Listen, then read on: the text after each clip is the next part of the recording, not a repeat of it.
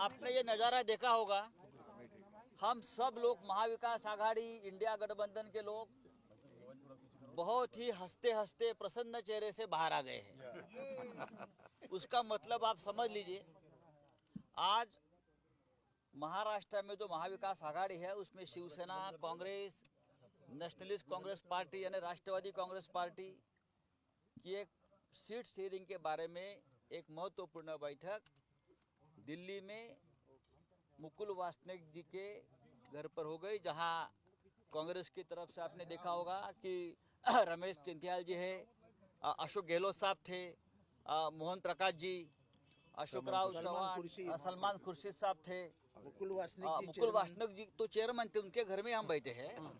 हाँ, और महाराष्ट्र से नाना पटोले साहब आए थे, बाला साहेब थोरात है, अशोक चौहान जी है, और एनसीपी से जितेंद्र आवाड जी है, और मैं खुद और हमारे विनायक राउत जी भी थे।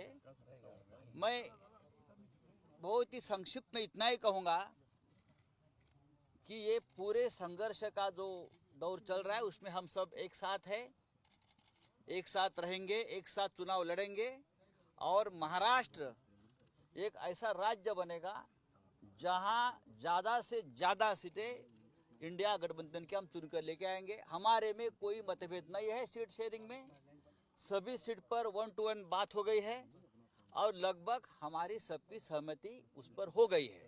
बोलिए कितने सीटों पर कितने? वो आंकड़ा बाद में आ जाएगा, आंकड़े बाद में लगाएंगे हम।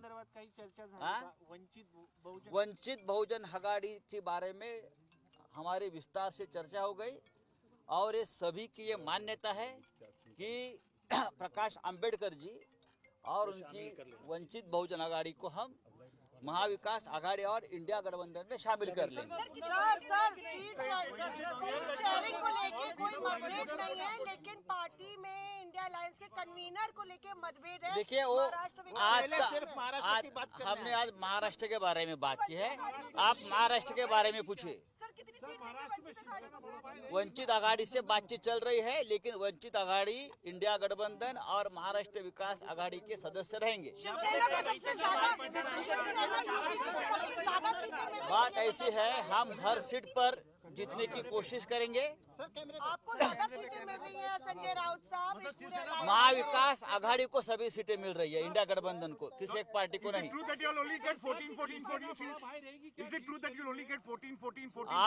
आपको जल्दी ही उस बारे में पता चलेगा, लेकिन आपने देखा होगा कोई हमारे में सीट शेयरिंग के बारे में कोई मतभेद नहीं है, पूरा मामला सुलझ गया है। Thank you very much. Maharashtra की बैठक खत्म हो गई है, उत्तर प्रदेश की बैठक अब शुरू हुई है। ये भी बताया जा रहा है कि जो शिवसेना यूबीटी है उसको सबसे ज़्यादा सीटें मिलेंगी। हालांकि नेता ये कहने से बच रहे हैं कि फॉर्मूले में कितना किसके हिस्से में आएगी, पर ये ज़रूर साफ हुआ है कि जो छोटे दल हैं उनको भी रोपन किया जाएगा, चाहे वो शेतकारी संगठन हो या फिर प्रकाश अंबेडकर का महाराष्ट्र वंचित आघाड़ी हो, उनको साथ में लिया जाएगा। और जो शिवसेना यूबीटी है उसके हिस्से में सबसे ज़्यादा सीटें आएंगी। बराबरी का फॉर्मूला कांग्रेस और एनसीपी के खाते में जाएगा, इस तरह की बात है। पर यह भी कहा गया है कि पार्टी के सुप्रीमो, पार्टी के चीफ्स एक बार दोबारा मिलेंगे, जो भी ब्लूप्रिंट यहां से तैयार किया जाएगा उस पर मुहर लगाई जाएगी। संजय राउत जब बाहर आए तो मुस्कुराते हुए आए, बोले कि हम लोग में कोई लड़ाई झगड़ा नहीं है, सीट शेयरिंग को लेके सारी सहमति है और महाराष्ट्र में हम ज़्यादा से ज़्यादा सीटें, सबसे ज़्यादा इंडिया अलायंस अगर सीटें जीतेगा तो महाराष्ट्र में जीतेगा।